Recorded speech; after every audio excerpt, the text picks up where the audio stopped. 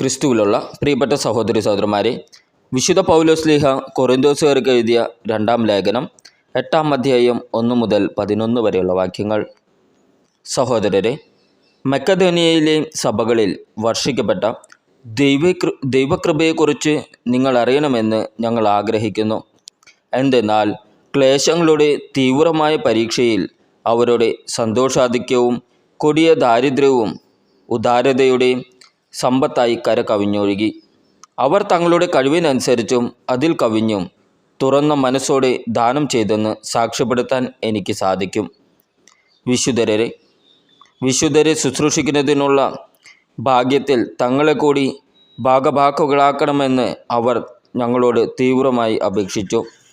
ഇത് ഞങ്ങൾ പ്രതീക്ഷിച്ചതുപോലെയായിരുന്നില്ല. പ്രത്യുത ആദ്യമേ തന്നെ അവർ തങ്ങളെ തന്നെ കർത്താവിനും ദൈവഹിതമനുസരിച്ച് ഞങ്ങൾക്കും സമർപ്പിച്ചു. അതനുസരിച്ച് തീത്തോസ് നിങ്ങളുടെ ഇടയിൽ ആരംഭിച്ചിട്ടുള്ള കാരുണ്യ പ്രവർത്തനങ്ങൾ പൂർത്തിയാക്കാൻ ഞങ്ങൾ അവനോട് അഭ്യർത്ഥിച്ചു. നിങ്ങൾ എല്ലാ കാര്യങ്ങളിലും വിശ്വാസത്തിലും പ്രഭാഷണത്തിലും വിജ്ഞാനത്തിലും സമ്പൂർണമായ ഉത്സാഹത്തിലും ഞങ്ങളോടുള്ള സ്നേഹത്തിലും മികച്ചു നിൽക്കുന്നത് പോലെ ഈ കാരുണ്യ പ്രവർത്തനങ്ങളിലും മികച്ചു നിൽക്കുവിൻ. ഞാൻ നിങ്ങളോട് കൽപ്പിക്കുകയല്ല.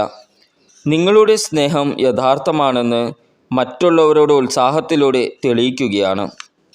നമ്മുടെ കർത്താവായ യേശുക്രിസ്തുവിൻ്റെ കൃപ നിങ്ങൾക്ക് അറിയാമല്ലോ. അവൻ സമ്പന്നനായിരുന്നിട്ടും നിങ്ങളെ പ്രതി ദരിദ്രനായി, തൻ്റെ ദാരിദ്ര്യത്താൽ നിങ്ങൾ സമ്പന്നരാകാൻ വേണ്ടി തന്നെ. 1 വർഷം മുമ്പേ നിങ്ങൾ അഭിലഷിക്കാനും പ്രവർത്തിക്കാനും തുടങ്ങിയ ഈ കാര്യം ഇപ്പോൾ പൂർത്തിയാക്കുന്നത് ഉത്തമമായിരിക്കുമെന്ന് ഞാൻ ഉപദേശിക്കുന്നു. നിങ്ങൾ ആഗ്രഹത്താൽ പ്രകടിപ്പിച്ച സന്നദ്ധത നിങ്ങളുടെ കഴിവിനനുസരിച്ച് പ്രവൃത്തിയിലും പ്രകടിപ്പിക്കുവിൻ. നമ്മുടെ കർത്താവായ ഈശോമിശിഹായ്ക്ക് സ്തുതി.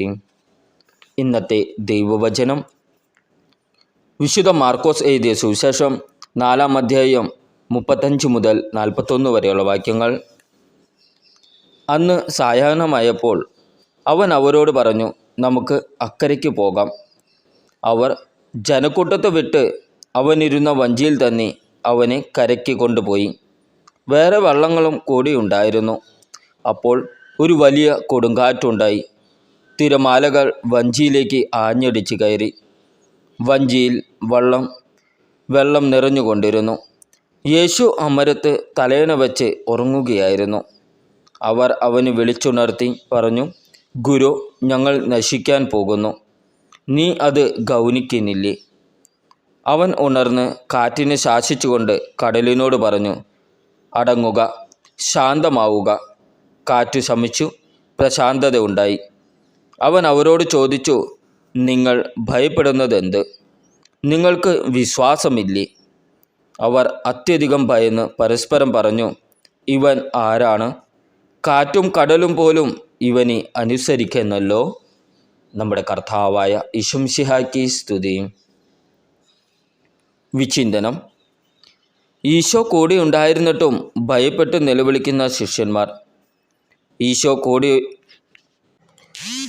ഈശോ കൂടെയുള്ളതുകൊണ്ടോ തൊട്ടുരുമി നടന്നതുകൊണ്ടോ അവിടുത്തെ യഥാർത്ഥ ശക്തി അനുഭവിച്ചറിയാൻ കഴിയണമെന്നില്ല. ജനക്കൂട്ടം ഈശോയ്ക്ക് ചുറ്റും തിക്കിക്കൂടി നടന്നപ്പോഴും അവിടെ നിന്ന് സൗഖ്യം നേടിയത് അവരാരുമല്ല. വിശ്വാസത്തോടെ അവിടുത്തെ വസ്ത്രത്തിൻ്റെ വിളുമ്പിൽ തൊട്ട രക്തസ്രാവക്കാരിയാണ്. ദൈവിക ശക്തി അനുഭവിച്ചറിയുവാൻ വിശ്വാസം കൂടിയേ കഴിയൂ.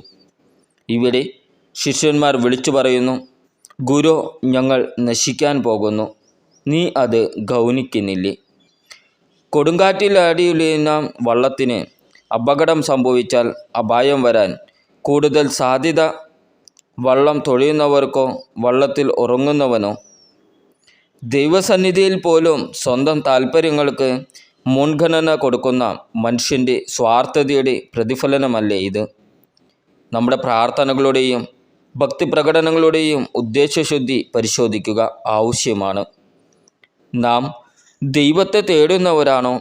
സ്വന്തം താല്പര്യങ്ങൾ നേടിയെടുക്കാൻ ദൈവത്തെ വിളിക്കുന്നവരാണോ?